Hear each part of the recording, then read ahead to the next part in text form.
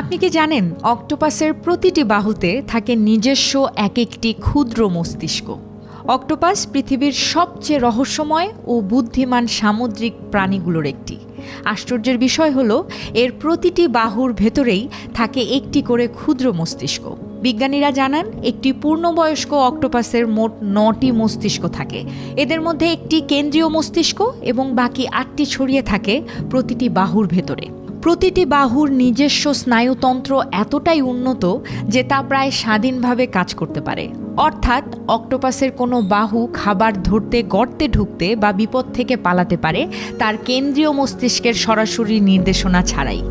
আরও অবাক করা বিষয় হলো এই ক্ষুদ্র মস্তিষ্কগুলো একে অপরের সঙ্গে সমন্বয় করে অক্টোপাসকে করে তোলে চূড়ান্ত বুদ্ধিমান এবং দ্রুত প্রতিক্রিয়াশীল এবং অভিযোজিত এক প্রাণী। এজন্যই বিজ্ঞানীরা অক্টোপাসকে বলেন পৃথিবীর সবচেয়ে রহস্যময় ও বুদ্ধিমান সামুদ্রিক প্রাণীগুলোর একটি।